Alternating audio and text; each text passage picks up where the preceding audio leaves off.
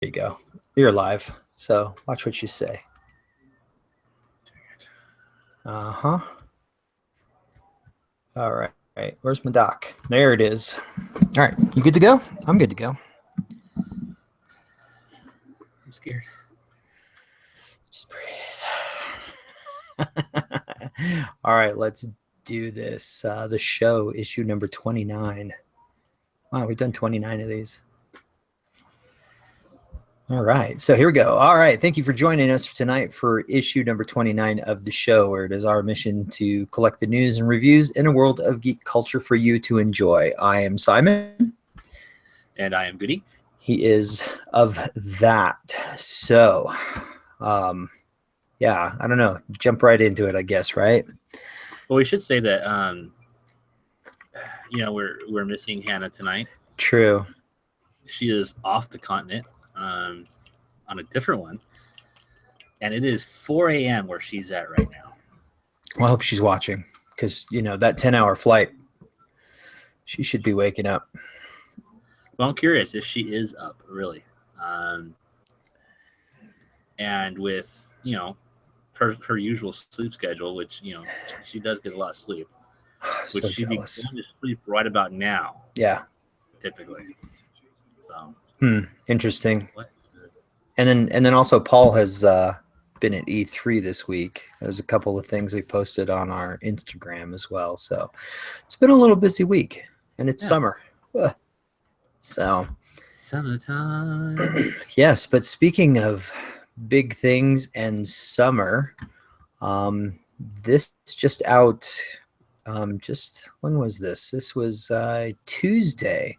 And I saw the president of Valiant Entertainment tweet it out, and I had to kind of go hunt it down. But it looks like Shadow Man from Valiant Entertainment has found a director. Yes, so according to the Hollywood Reporter, Hudlin is attached to direct and will rewrite J. Michael Straczynski's screenplay with Adam Simon, the showrunner of the MGM series Salem. I have read very little Shadow Man. Did you say MGM? WGN? No. I didn't say any of. WGN series Salem. Sorry. Okay. I got lost there for a second. So basically the premise of Shadow Man is the forces of darkness are determined to claim New Orleans as their own, with Jack Boniface must accept the legacy he was born to uphold in order to stop them. As Shadow Man, Jack is about to become the only thing that stands between his city and an army of unspeakable monsters from beyond the night. He must pay a high price and master his new abilities before Master Dark brings down the wall between reality and darkness. Like I said, I've read very little. There's a new series coming up called Rapture from them that I want to jump in and have a look. I'm kind of looking forward to this just because it's not your typical cape and cowl. Right. And like you, but maybe I might have read a little bit more than you have. I do like the character. I do like the series. I actually was reading some of this last night. So okay. Actually, I kind of dig it. It's a little different. I think it's pretty cool. Yeah. I do like the artistry though. Yeah, I mean, they've gone through a couple of different, of course, just like any company they go through, but I do like the style. I do like the look. And my understanding too is what Valiant is trying to do is jump into, hey buddy, I got a visitor. Oh, there you go. So is to jump in and create, go to mom. Is to create a shared universe. You have, there is Harbinger that is coming up that's supposed to kick off the shared universe. Bloodshot is set to follow it. Archer and Armstrong is also in the mix. I do know that Jason David Frank is playing Bloodshot. in the live action web series Ninjak. So Valiant is really starting to get their stuff out there, and it's great because we're not going to see the same old, big two studios. So Right. I think everyone's recognizing the full potential of mhm. getting out there with these, superhero movies that DC and Marvel are doing, especially Marvel. But Yes. yeah, they want to reap the rewards just like everybody else, which you can't really blame them. No, you can't blame it all. And they have some really interesting and cool characters. Like, for those of you who pay attention to the site as much as you do, every month Hannah is reviewing Faith, written Yeah. by Jodie Hauser. And she is madly in love with that book. And it's a good read. It's a fun, entertaining read. I like Bloodshot. I think that character is fantastic. And the other one, um, let's see, that I really enjoy over there is the Eternal Warrior.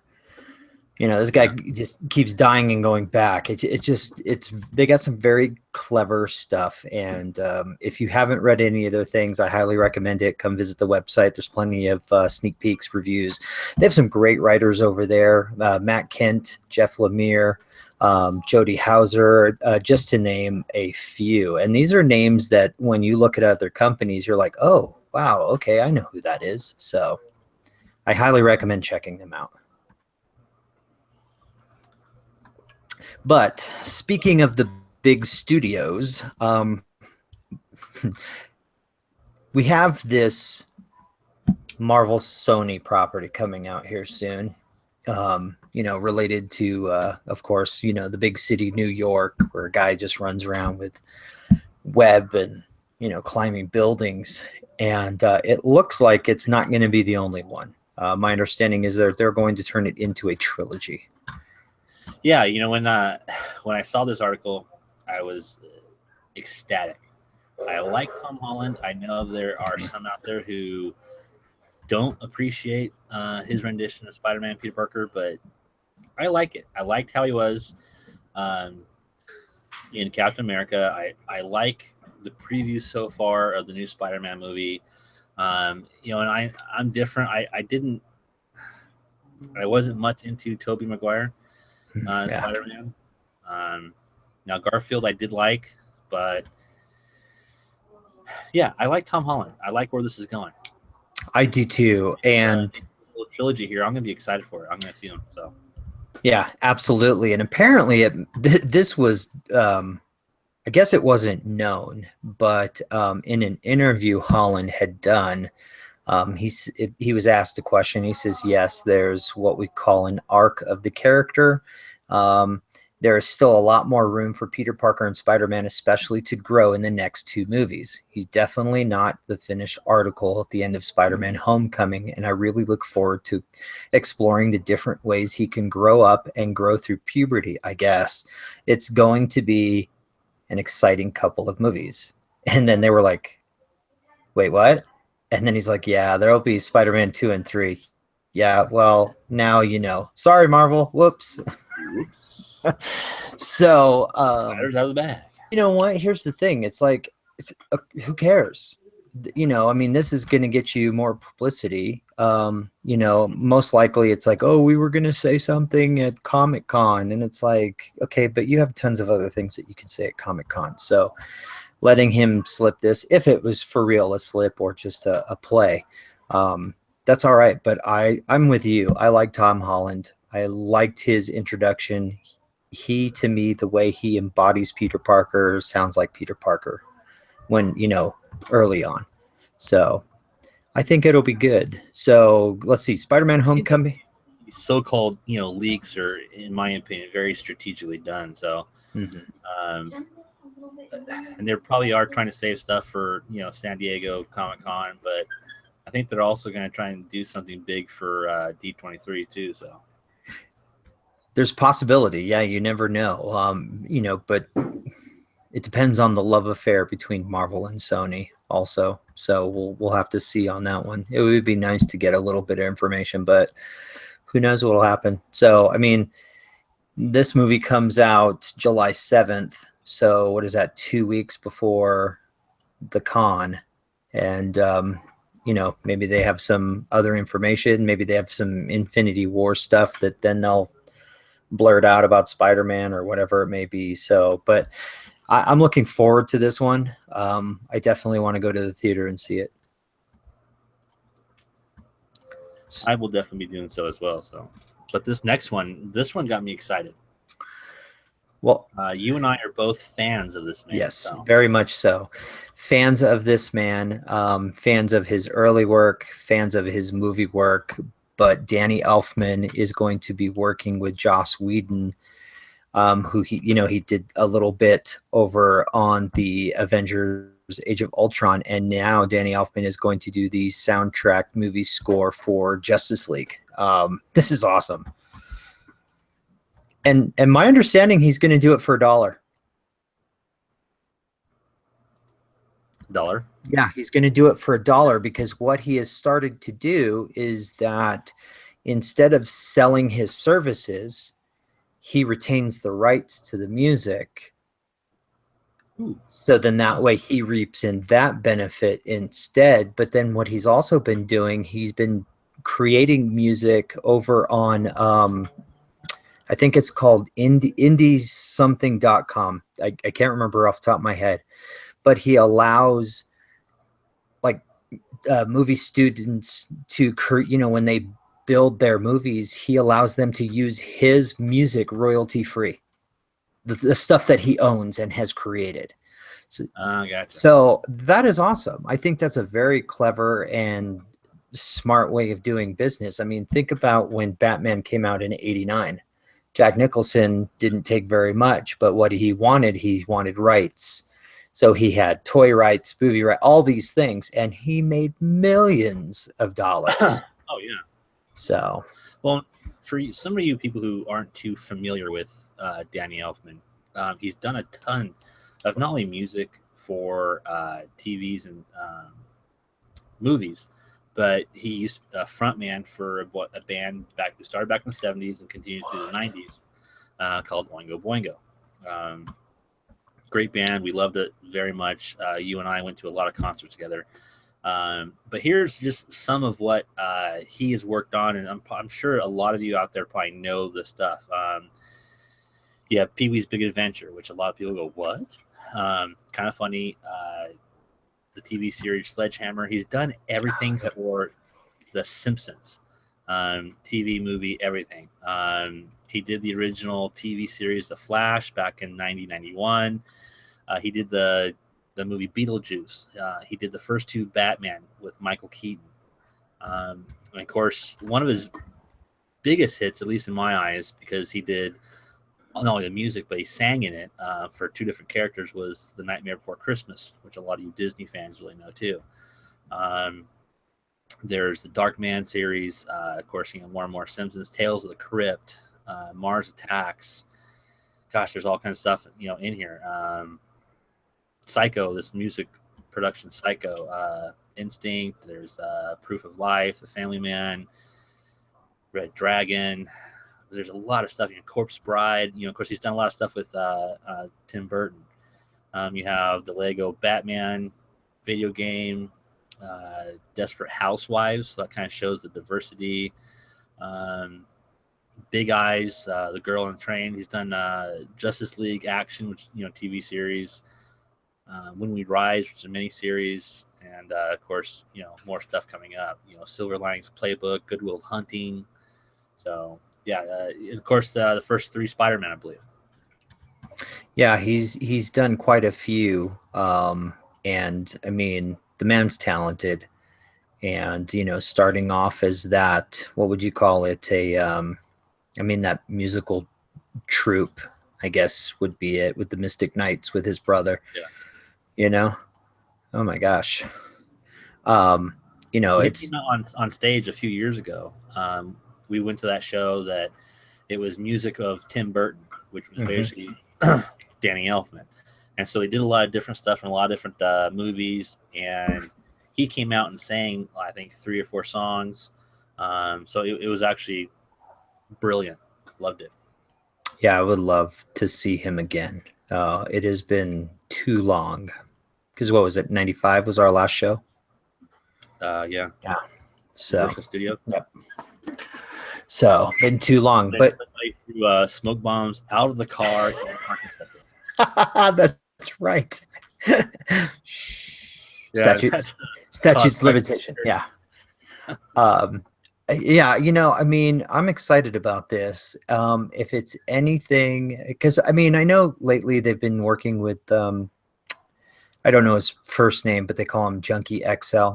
And his stuff, I mean, he did Mad Max, he did the Dawn of Justice, he did a little bit of work on the Wonder Woman. So they've been going that route. And now to switch over and use somebody different, I'm kind of excited. Also, the fact that with Joss Whedon taking over and finishing up Justice League because of the tragedy in Zack Snyder's family with his daughter, um, we may see a different kind of movie than what we thought we were going to get. Right. In tone and everything. And, when they saw that they were having issues with Batman, Superman, and Jeff Johns finally jumped in and kind of helped with the Wonder Woman and the Justice League, we could see potentially a better film, which I hope so, because it's got it's got to live up to what Wonder Woman did. I mean, that was fantastic. I mean, and there's little issues here and there, but as far as a DC film, that was awesome. And they gotta fill some shoes because they got some catching up to do with Marvel. Yes, they do. Yes, they do. So, we'll stick with some DC news, and of course, many of you guys know recently kind of sucks because Adam West for a lot of people was Batman. Right. He definitely was Batman for me growing up with the reruns, Correct. for Batman 66. But it has come to light that Adam West actually has done some work for a new animated feature known as Batman versus Two-Face. And I did not see the recent release that they did, the Batman 66 one. I haven't had a chance to watch it. But just the fact that he's done one more thing is awesome. Yeah, they talked about this last year at LA Comic Con. Susanna and Hannah and myself both sat in this panel with him. And actually, several other members of the original cast. Burt Ward was there. Gosh, I can't remember off the top of my head who else was there. But probably Julie Newmar. Yeah. And Ralph Garman and Kevin Smith narrated it. They were there. That's right. So, but they talked about this project that was coming up and that he actually was able to finish before passing away at the age of 88. A quick side note, though, is that, because we did mention in our show notes, is that tonight down in LA, they are shining the bat signal in the air for Adam West. Yeah, I think it's already started. 9:00 your time, so 9:00. Yeah, 9:00. The bat signal is to spotlight the shadow of Batman's winged emblem that is shown in the night sky, and I think that's kind of cool. It's going to be at LA's City Hall, which is even better. So, yeah, so that's tonight. So, if anybody doesn't get down there, I'm sure for those of you, it will be shown on the news for sure. I'm sure someone will have it on YouTube, all that kind of stuff. So, well, they talked about going live with it on the news as well. So, and they didn't say who was going to be the special guests, because they did say there were special guests coming on, but they don't know who. Interesting. Yeah. That is pretty cool. I mean, it's interesting because, a couple years ago, got to see him, Adam West, at Comic-Con. And you would not think he was as old as he is, or was, I should say. I was very surprised that he was 88 years old. I was blown away. I mean, the man looked good for his age. Yeah, he was kind of showing it last year, but he had a small accident, so he was walking with a cane. So, Uh, but very outgoing. Loved to talk about the series. Loved to talk about he loved it, and all the characters. Burt Ward especially. They all had a great time making them, and it was amazing how they interacted on stage with one another, and they constantly joked with one another, which is really neat.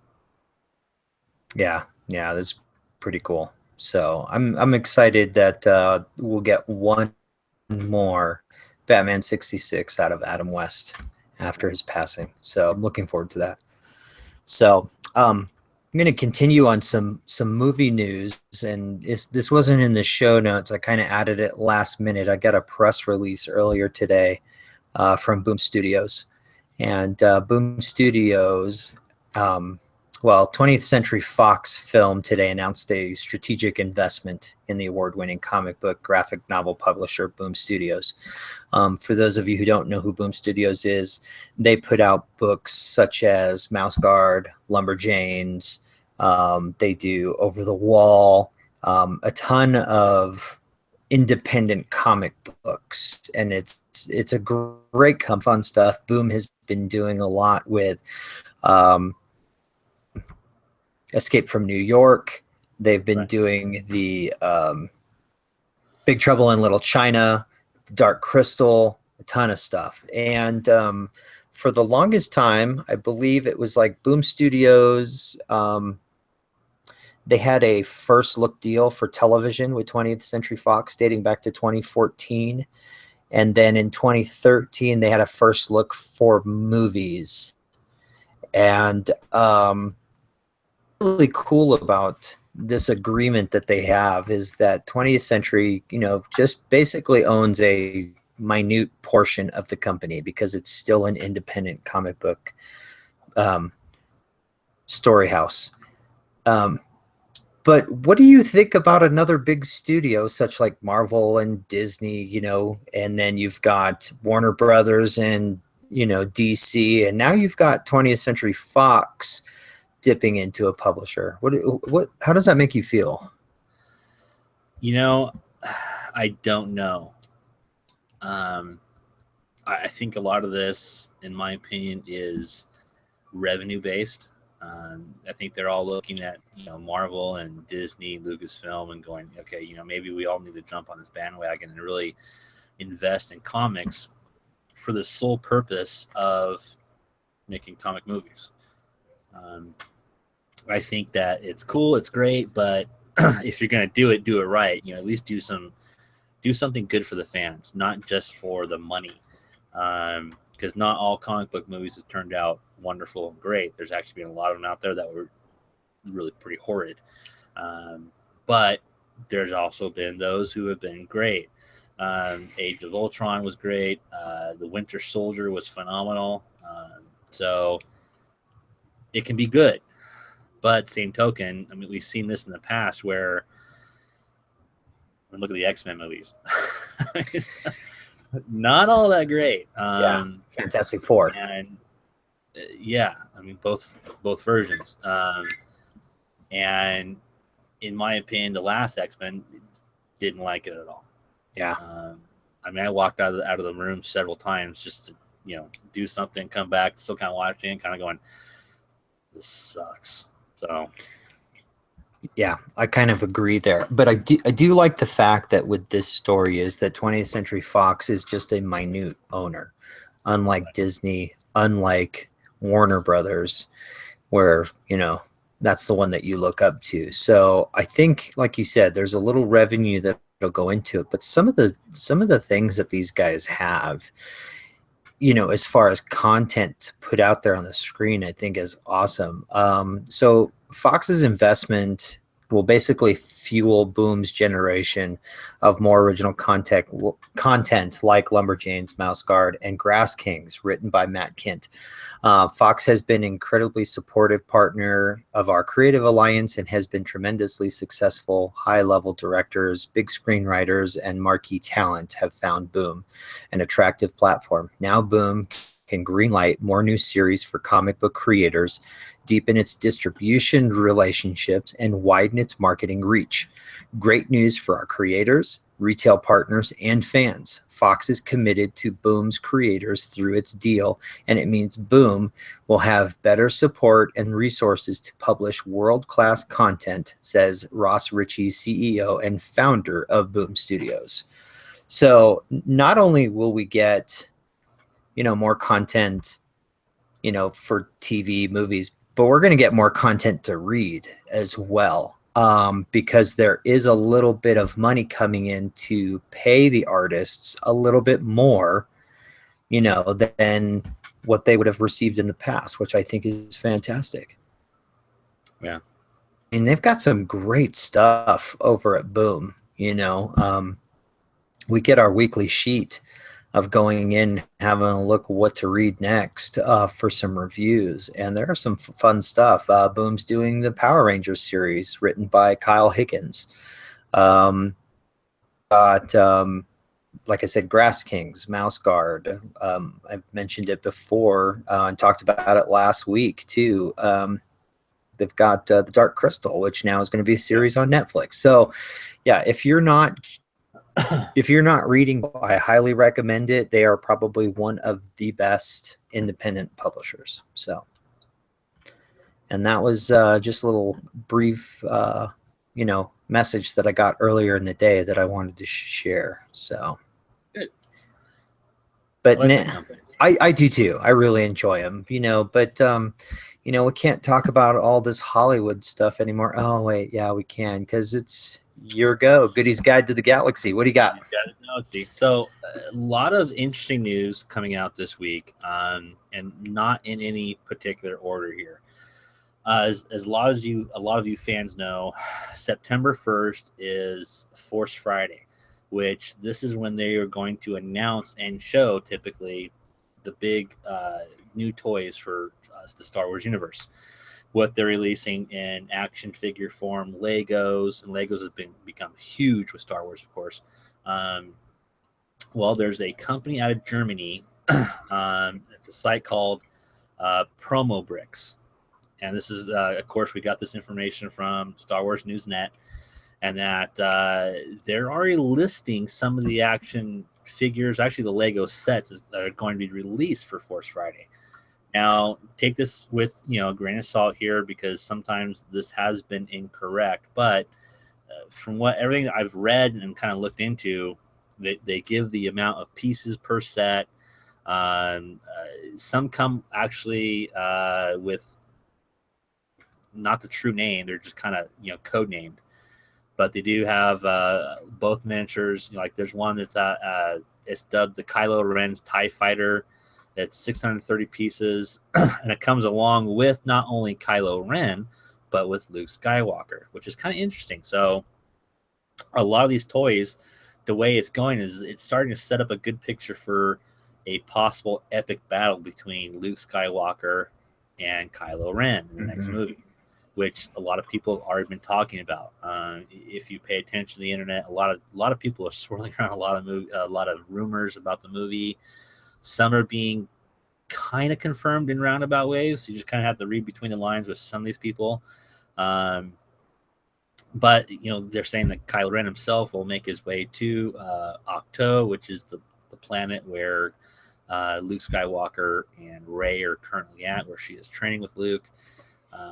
So the rumors are swirling that Luke Skywalker makes his way through the Knights of Ren, destroying them all, taking them all down. So really check out this article. It's pretty interesting. It gets vague with some things, like the whole code names between some of the actual characters. So yeah, I mean, what did you think of this one here? This wasn't bad, but I think what really caught my eye is is the they're going to, I mean, if it's true, they're going to have a first order Star Destroyer set, which comes with, and here we go, Yeah. Supreme Leader Snoke, cool, and Yeah. BB-9E, an evil ball droid. That cracked me up. I'm like, is he just different color? Does he have an attitude? You know, but the fact that they said an evil Yeah. ball droid, kind of, yeah, very interesting. Yeah. Even the code names, the Black Series Foxtrot 1 Gray, which they're saying is a Ray action figure. You have a BL Cool Beta Gray, which BL is cool. funny. Yeah, it's like, what? They're saying, well, that's Finn. Okay, well, how do you decipher that? Meanwhile, you have Victor 1, which is supposedly Supreme Leader Snoke. You have the IP Deluxe Delta 1, which is currently unknown. So, other toys include a spinning lightsaber, which is kind of cool, a projectile firing lightsaber. So that's believed to be repurposed from the Star Wars Rebels toy line. So you could maybe say that the rumor of Ezra making an appearance. Who knows? So I'd rather not. Yes. So that's the news from this German company. Now, the big news that came out of this week, which a lot of us have been watching this trailer. A lot of us, actually, a couple of us were watching this live at work. Todd, if you're watching, I know you and I were all over this. We were just giddy like a couple little kids. But Star Wars Battlefront 2 premiered, and the game footage that you can not only see with the official trailer, but if you hop online and watch the live demos going on, is unbelievable. For those of you who have a PlayStation, you're going to be buying this game. It's a PS4, not PS3. So the official gameplay trailer was, like I said, phenomenal. You need to go check out this game. Check out the live action. You can be all kinds of things, from the droids from Episode 1 to Darth Maul. You can be Rey, Han Solo, Boba Fett, clone troopers. There's a aerial take on this as well, and everything that they've showed so far has just been awesome. I love it. It's driven me to the point of thinking of buying a new PlayStation, but just do it. Come on. Yeah. So have you been watching the live gameplay? I've watched some of the live gameplay. I think what is nice about this version opposed to the first version that they did, which everybody at first is going, wait, Battlefront 2, didn't they already do that one? Well, this is the newer version, of course. But not last year, wow, it's been a couple years since the last one came out, and they had tokens that you had to find in order to become your hero or villain, where they've changed it up to where you actually have to complete certain missions, you have to earn points, you have to do certain things in order to build your credits to then go and purchase things that you can do within the game, which I think is much better. My also understanding this too is there's a certain game mode that they call it. I can't remember what it is, but they allow you to use characters cross timelines. So in the Clone Wars, you could use a Kylo Ren. You didn't have to stick to just who was in that time frame. The graphics were fantastic. I really am looking forward to this. There's no more season pass. It's basically what you do is you buy the game and they will upload, I think they said monthly. They were going to do new content to keep it fresh and updated, which I think is awesome too. Now, here's the thing. I don't remember hearing a price. It might be a little pricier just because of what they're giving you, but who knows? It's on my list. I will be picking this up in November and I will be playing this. And then I'm going to just do some live streaming as well as soon as I get it. I'm hoping to maybe even just pre-order so I can get in the alpha and, do some bug testing and do some live streaming to share with people if they allow us to do it. And but yeah, this is one on my list that I want to get if I'm going to get any game this year.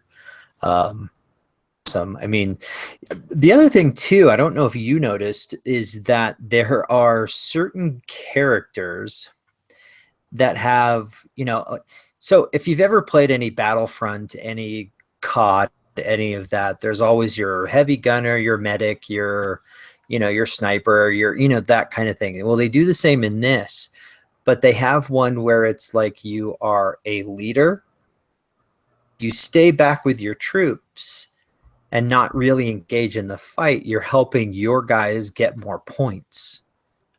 Yeah, you don't even have a heavy gun, you have a pistol. Yes.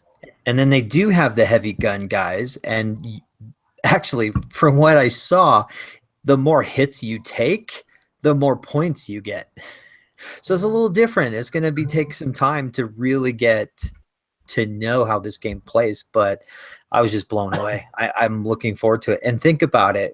This game doesn't get released until November, and look how clean it was. And it's June. Yeah. Well, not only that, but there's a lot of things that transpire that we've seen with this, not only the trailer, but the live gameplay. I mean, the assault on Theed is just phenomenal. I mean, watching players play like Darth Maul and just wreak havoc was just awesome. But the book that comes out by Christy Golden next month, Inferno Squad, is a precursor to this. It talks about one of the roles with the squad within this game that's going to be released. So, which I'm looking forward to this book because Christy Golden just is a phenomenal writer. I'm glad that she has been included within the new group of authors in the Star Wars canon. But I like the fact that they brought in a Sentinel. What of Emperor Palpatine's Sentinel, which they included in the new canon, which is basically a robot that kind of has, or an android, whatever, has a glass face. And then when it's activated, this thing walks around like normal, but when it's activated to deliver a message or to, do something for the Emperor, this, image appears over the face mask, which is his face. And it's like him talking. So that's been something new in the books. It's been really neat, really kind of cool to read about, and they're actually showing it in some of the, actually in the trailer.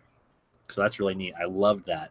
They came out with that. I was like, oh, hey, that's got to be a Sentinel. So it really was. So it's really neat. Yeah, I think everyone's going to be really checking this out. Even if you're not a hardcore Star Wars fan, I think everyone's going to be picking this up. And this is something that's going to really sell out and sell out really nice. So it should be interesting to see if they put this on the new Xbox. Yeah, the PlayStation killer, as they call it. Yeah. I mean, if they don't, I mean, this is going to just keep the PS4 just going as it is. So this game just looks phenomenal. The graphics are just, yeah. Well, the other nice thing about this game too is that they've added a single player. There's actually a story mode, and that story that you're playing is taking place between Return of the Jedi and the Force Awakens.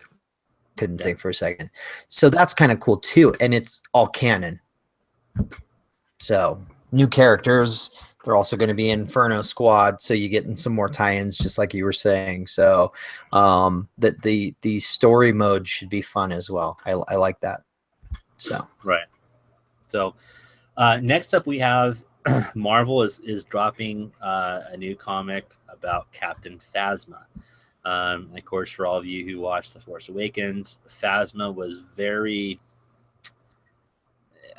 gosh, I don't know what word you want to apply here. Underrated. We thought we were going to see something phenomenal come out of Captain Phasma, but we saw nothing. So we saw her strut around a little bit with her cape and her gun. That's about it.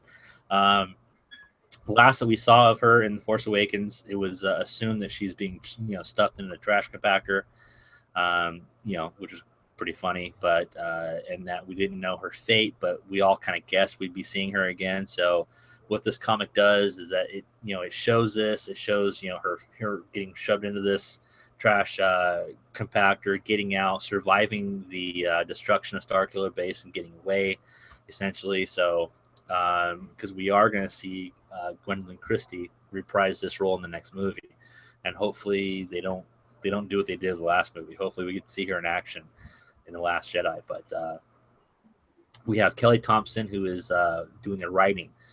She's also done Star Wars Annual #2, so which that wasn't that wasn't too bad. That was actually pretty good. Oh God, who else do we have? Marco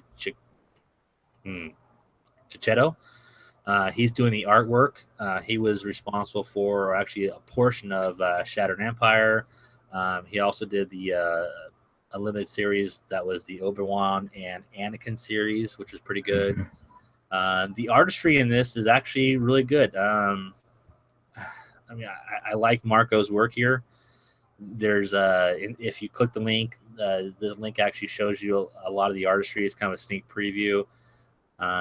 It's really neat. I like it. It's just there's not a whole lot that's being written in these sneak peeks here. So I think I'll probably be catching up with this once it drops out. So once it drops and release. So yeah, and we'll have a post up tomorrow morning on this book as well. One of the ones that I'm kind of, because Marvel does a variety of covers, and one of the covers I'm looking forward to is the one done by Scotty Young.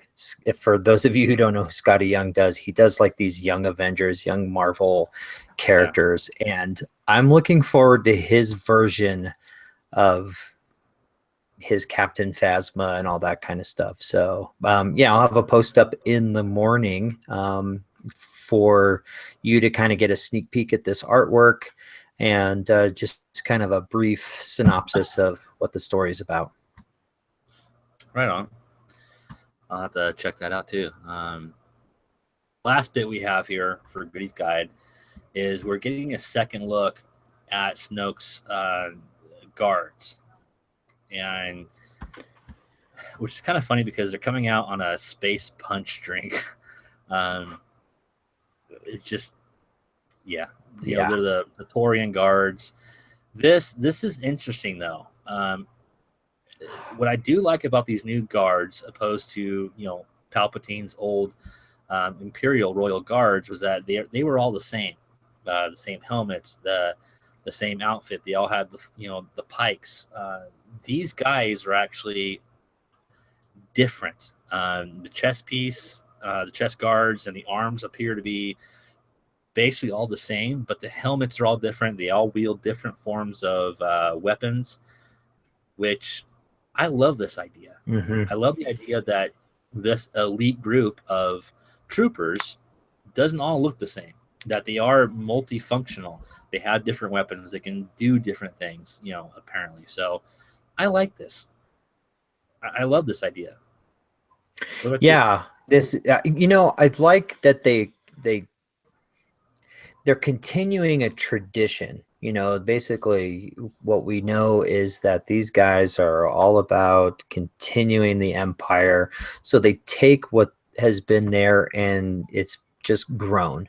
So I kind of like this idea.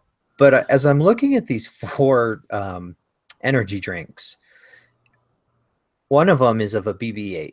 Or is it the BB-9E, the evil? Because it's not orange. It's a black and white droid. So yes, maybe, no, I don't know. Who knows?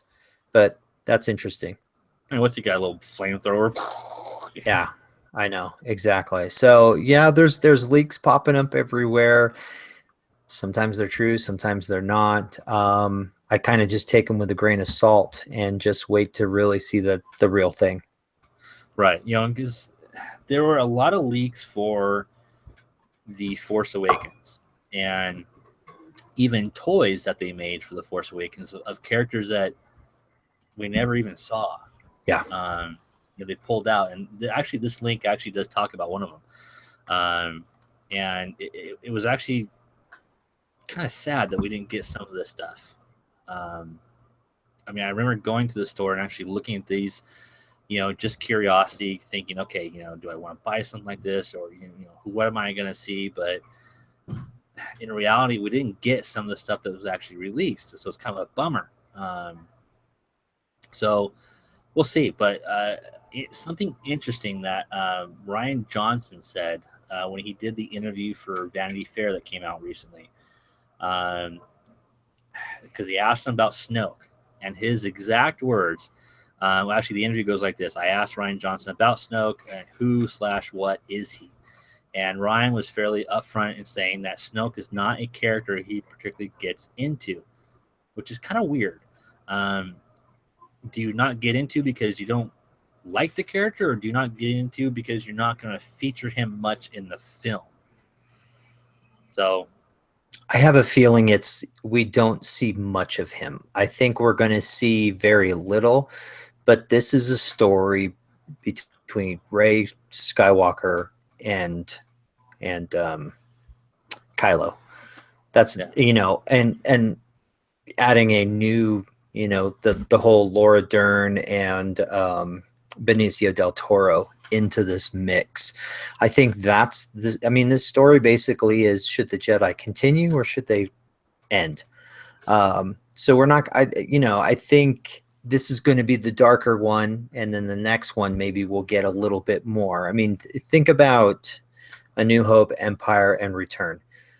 They tried to introduce the Emperor in a way in Empire with the whole CGI thing, and then Return, that's when we really got him. So I think for the one after this, that's when we'll get more Snoke, and the next director will get to play with that character. right. And they keep trying to draw comparisons between the Last Jedi and The Empire Strikes Back, which there was a lot of comparison that went on between The Force Awakens and A New Hope, and that was unfortunate. I don't think they need these. I don't think they need to mirror them as much as they did with The Force Awakens and New Hope. Mhm. I'm hoping it is a different beast. Um, if they want to keep it the dark act, so to speak, like they did with Empire. The second act was very dark. The third one was, hey, we won. But you know, keep it original. You know, don't do something that is just overplayed pretty much. So Yeah. Oh no, never mind. I was thinking of something else. It's not Star Wars. It's more of a Marvel thing. So never mind. My brain was going elsewhere. okay. Um, all right, so that's it. So let's get into what we're watching. Chad, what are you watching? I am not watching a thing this week. I got so much going on. I hear you. I hear you. For me, well, last week I finally got to go see Wonder Woman, and like I said earlier, that Patty Jenkins did a fantastic job. Wonder Woman was one of my favorites in the Batman Superman. And so getting to go and see her and a story about her was fun. I really enjoyed it. Um, and then I've been watching. See, now last week I said I was watching No Reservations, but I got that mixed up with Parts Unknown because Right. No Reservations was the Travel Channel years ago. Parts Unknown is CNN. I'm watching Parts Unknown. Yeah, that's a great show. I love Anthony Bourdain. I dig I his did style. watch the Antarctica one. That was phenomenal. I'm not there yet. Oh, So, and then I also decided to introduce Lost to the wife. And we've watched the first two episodes, and she's like, oh my gosh, I'm in. So what's the we're like? watching that. Yeah, exactly. She's like, what? Polar bear? Why is there a polar bear on the island? Just it's like, I don't know. I don't know. So it's kind of nice going back and rewatching it because I don't remember a whole lot because the series came out in 2010. And so here we are 7 years later. And it's kind of nice to go back and consume this. So Started out so great. I still liked it. I mean, the year that they had the writer's strike kind of fell apart, but I like how it ended. It worked for me. So, um, but anyways, we don't need to fight. I just still love you. It's okay. Yeah, never mind. Shut up. So where can we find you, Goody? You can find me in the usual spots, actually. Down here on the little bar here is my Twitter handle, Chad Griffin 12. You can find me on Instagram at DJ Kilt. You can find me on Facebook at Chad Griffin, actually Chad Goodwin, and over on our website, constantcollectible.com. Email me, goodygoodwin@constantcollectible.com. I suppose they could email you. So I'm Simon. Again, you can find me at Twitter at C_collectible, our website, constantcollectible.com, over on Instagram at C_collectible, which posted some videos from Paul's trip over to E3. There's just a couple of things over there. And Chad, you have an announcement you want to continue to announce. Well, I have a couple of announcements. Tomorrow, we will drop our second feature of the Art of Cosplay. We will be featuring Mr. Ryan Topple, who is AKA Killer Rhino. So that feature drops tomorrow. It's already written. It's actually been written. I finished it this morning. It took me way too long to write and add the photos because I was just doing way too much. But he'll have his feature out tomorrow. Check it out. Really cool young kid back in Indiana. So, but if you cosplay, let me know. Like I said, for right now, we're doing a monthly edition of the Art of Cosplay where we feature you, the cosplay artist. We send you a questionnaire, fill it out. The more information you give me, the better the article. The more pictures you send me, the better the article. And this is about you, not about us. We want to feature you for your fans, for the audience. And this will, even possibly give you a better audience after so. So get a hold of me, Goody Goodwin, which is, just Goody, Goodwin, GOODWIN at constantcollectible.com. Email me. I will email you back. And the faster you get me the info, the faster I write the feature. Yeah. So get moving. Yeah, we want to do some more stuff. So, and of course, our website is constantcollectible.com. Our email is constantcollectible@gmail.com. We're live every Thursday night, 9 p.m., 8 p.m. Pacific, 9 p.m. Mountain. And we'll be back next week with more news and reviews in a world of geek culture. And we look forward to seeing you then. You guys have a good one. Take care, Logan. Yeah, I don't know if he's going to be watching.